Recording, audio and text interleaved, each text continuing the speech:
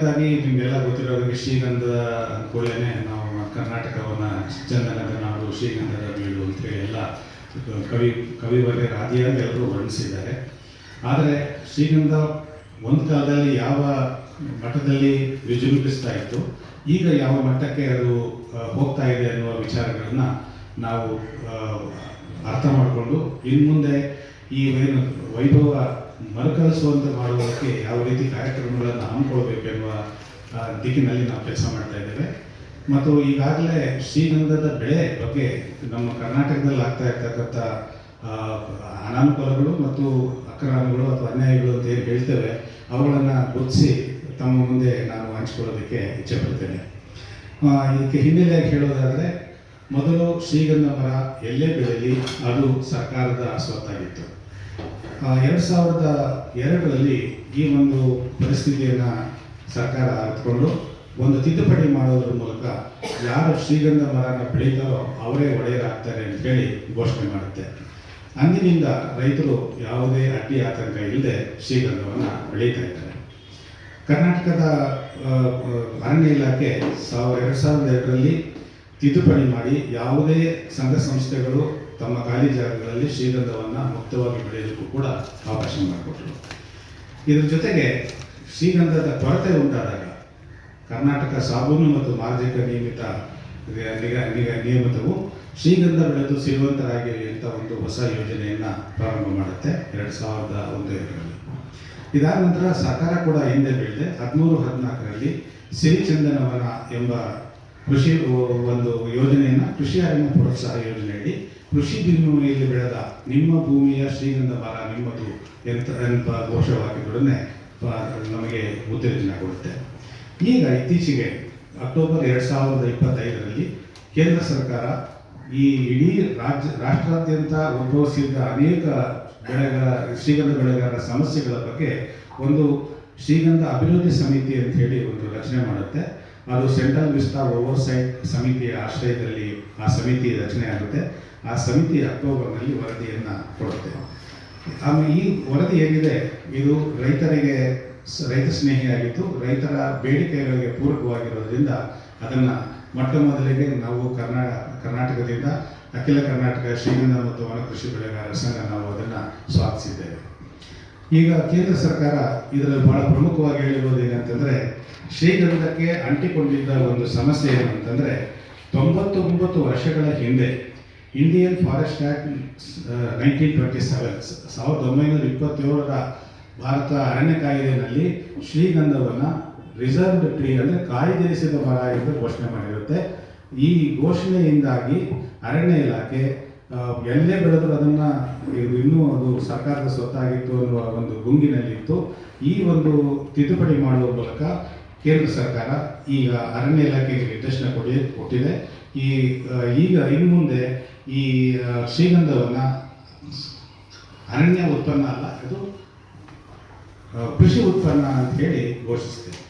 ಶ್ರೀನಿವಾಸನ್ ಅವರಿಗೆ ಅರಣ್ಯ ಇಲಾಖೆ ಶಿಫಾರಸು ಮಾಡಿ 81,950 ರೂಪಾಯಿಗಳನ್ನು ಪಾವತಿ ಮಾಡ್ತಾರೆ. ಒಂದು ಮರಕ್ಕೆ ಪರಿಹಾರವಾಗಿ ಪಾವತಿ ಮಾಡ್ತಾರೆ. 2000 ಅದೇ ವರ್ಷದಲ್ಲಿ ಮತ್ತೊಬ್ಬರು ಶ್ರೀಮತಿ ಸುಶೀಲಾ ಅಂತೇಳಿ ರೈತ ಮಹಿಳೆ, ಅವರಿಗೆ 283 ರೂಪಾಯಿ ನಿಗದಿ ಮಾಡ್ತಾರೆ. ಆದರೆ ಇಂದಿನವರೆಗೂ ಅವರು ಅರಣ್ಯ ಇಲಾಖೆ ಅಥವಾ KPTCL ಯಾರು ಭೂಸ್ವಾಧೀನ ಮಾಡಿಕೊಂಡ್ರೋ ಅವರು ಈ ಪರಿಹಾರವನ್ನು ಪಾವತಿ ಮಾಡಿರುವುದಿಲ್ಲ. 2019ರಲ್ಲಿ ಅರಣ್ಯ ಇಲಾಖೆ ರಾಷ್ಟ್ರೀಯ ಹೆದ್ದಾರಿ ಪ್ರಾಧಿಕಾರದವರ ಕೋರಿಕೆ ಮೇರೆಗೆ 2,44,000 ರೂಪಾಯಿ ಒಂದು ಮರಕ್ಕೆ ವೆಚ್ಚ ಆಗುತ್ತೆ ಅಂತೇಳಿ ಶಿಫಾರಸು ಮಾಡ್ತಾರೆ.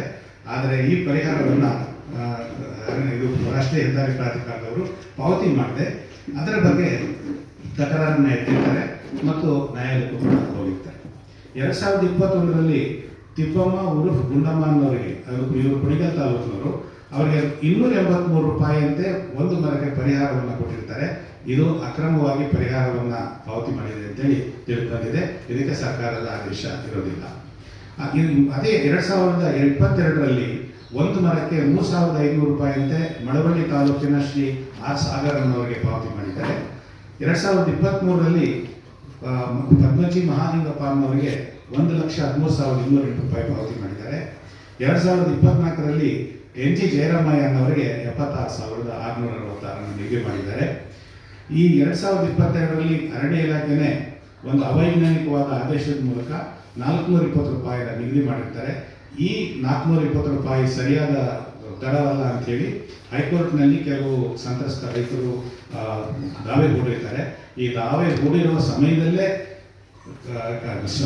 ತಡೆಯಾಜ್ಞೆ ಇದ್ದರೂ ಕೂಡ ಅರಣ್ಯ ಇಲಾಖೆ ಮತ್ತು ಬೇರೆ ಬೇರೆ ಇಲಾಖೆಗಳು ನಾನಾ ರೀತಿಯ ಪರಿಹಾರವನ್ನು ಪಾವತಿ ಮಾಡಿ, ಒಂದು ನ್ಯಾಯಾಲಯದ ಆದೇಶ ಇದ್ರೂ ಉಲ್ಲಂಘನೆ ಆಗಿದೆ, ಎರಡು ರೈತರಿಗೆ ತಾರತಮ್ಯ ಮಾಡಿರುವುದನ್ನು ತಾವೇ ಪ್ರತ್ಯಕ್ಷವಾಗಿ ಈ ಅಂಕಿ ಸಂಖ್ಯೆಗಳ ಆಧಾರದ ಮೇಲೆ ನೋಡಬಹುದು ಅಂತ ನಾನು ತಮ್ಮಲ್ಲಿ ಕೇಳ್ಕೊಳ್ತೇನೆ. ಈಗ ಇದೆಲ್ಲ ನಡೆದಾಗ ಶ್ರೀಗಂಧ ಮರಗಳ ಮೌಲ್ಯ ನಿರ್ಧರಣೆಯಲ್ಲಿ ಅರಣ್ಯ ಇಲಾಖೆ ಎಸಗಿರುವ ಲೋಪಗಳ ಬಗ್ಗೆ ಉಚ್ಚ ನ್ಯಾಯಾಲಯ ಕೂಡ ಚೀಮಾರಿ ಹಾಕ್ತಾರೆ. ಅಲ್ಲಿ ಅವರೇನು ಹೇಳ್ತಾರೆ ಅಂದರೆ, it is rather sad that Karnataka which is referred to as the sandalwood land, ಗಂಧದ ನಾಡು, does not have any scientifically determined method of valuing sandalwood trees ಅಂತ ಹೇಳಿ ಒಂದು ಅಬ್ಸರ್ವೇಷನ್ ಮಾಡ್ತಾರೆ. ಮತ್ತು ಅದೇ ಹೈಕೋರ್ಟ್ ಆದೇಶ 2 ತಿಂಗಳ ಒಳಗಾಗಿ ವೈಜ್ಞಾನಿಕವಾಗಿ ಶ್ರೀಗಂಧ ದರಗಳನ್ನು ಮತ್ತು ಮಾನದಂಡಗಳನ್ನು ರೂಪಿಸಬೇಕು ಅಂತ ಹೇಳಿ ನಿರ್ದೇಶನ ಕೊಡ್ತಾರೆ. ಈ ಮರಗಳನ್ನು ಯಾವ ಮಾವಿನ ಮರ, ಯಾವ ನೇರಳೆ ಮರ ಬೆಳೆಯುತ್ತೋ ಅದೇ ರೀತಿಯಾಗಿ ನಾವು ಶ್ರೀಗಂಧವನ್ನು ಬೆಳಿತೇವೆ. ದಯಮಾಡಿ ನೀವು ತೋಟಗಾರಿಕೆ ಇಲಾಖೆ ಮುಖಾಂತರ ವೈಜ್ಞಾನಿಕವಾಗಿ ದರ ನಿಗದಿಪಡಿಸಿ ಅಂತ ನಾವು ಒತ್ತಾಯವನ್ನು ಮಾಡಿದ್ದೇವೆ. ಆದರೆ ಈ ಒತ್ತಾಯಕ್ಕೆ ಸರ್ಕಾರ ಇದುವರೆಗೂ ಪುರಸ್ಕಾರ ನೀಡಿಲ್ಲ ಅನ್ನೋದು ತುಂಬ ಶೋಚನೀಯವಾದ ಸಂಗತಿ. ಮತ್ತು ಈಗಾಗಲೇ ಕೇಂದ್ರ ಸರ್ಕಾರ ಶ್ರೀಗಂಧ ಮರವನ್ನು ಕೃಷಿ ಉತ್ಪನ್ನ ಅಂತ ಘೋಷಿಸಿರೋದ್ರಿಂದ ಇದರ ಸಮರ್ಥ ನಿರ್ವಹಣೆಗೋಸ್ಕರ ತೋಟಗಾರಿಕೆ ಇಲಾಖೆಗೆ ವರ್ಗಾಯಿಸಬೇಕು ಅಂತ ಹೇಳಿ ನಾವು ಈಗಾಗಲೇ ಮನವಿ ಮಾಡಿದ್ವು. ಅದು ಅಂತಿಮ ಹಂತದಲ್ಲಿ ಅರಣ್ಯ ಸಚಿವರ ಬಳಿ ಬಾಕಿ ಇರೋದನ್ನು ಅವರು ಬೇಗ ಇತ್ಯರ್ಥಪಡಿಸಬೇಕು ಅಂತೇಳಿ ತಮ್ಮ ಮೂಲಕ ನಾನು ಅವರಲ್ಲಿ ಮನವಿ ಮಾಡಿಕೊಳ್ತೇನೆ. ಮತ್ತು ಈಗ ಒಂದು ವೇಳೆ ಶ್ರೀಗಂಧ ಬೆಳೆಗಾರರ ಬೇಡಿಕೆಗಳನ್ನು ಅರಣ್ಯ ಇಲಾಖೆ ಮತ್ತು ಸರ್ಕಾರ 31/3/2026 ಒಳಗಡೆ ಇತ್ಯರ್ಥ ಮಾಡದೆ ಹೋದರೆ, ಈಗ ಶ್ರೀಗಂಧ ಕೃಷಿ ಉತ್ಪನ್ನ ಆದ್ದರಿಂದ ಅರಣ್ಯ ಇಲಾಖೆ ಇದರ ಬಗ್ಗೆ ಯಾವುದೇ ರೀತಿಯಾದ ಒತ್ತಡಗಳನ್ನು ಹೇರಬಾರದು ಅಥವಾ ಅಧಿಕಾರವನ್ನು ಚಲಾಯಿಸಬಾರದು ಅಂತ ಹೇಳಿ 1/4/2026ರಿಂದ ನಾವು ಇದನ್ನು ಕೃಷಿ ಉತ್ಪನ್ನ ಹೇಗೆ ಭತ್ತ, ರಾಗಿ, ಜೋಳವನ್ನು ನಾವು ನಿರ್ವಹಣೆ ಮಾಡ್ತೇವೋ ಹಾಗೆ ಶ್ರೀಗಂಧವನ್ನು ಕೂಡ ನಿರ್ವಹಣೆ ಮಾಡೋದಕ್ಕೆ ನಮ್ಮ ಸಂಘದ ಮತ್ತು ಎಲ್ಲ ಸಮಸ್ತ ರೈತರು ತೀರ್ಮಾನ ಮಾಡಿರ್ತಾರೆ.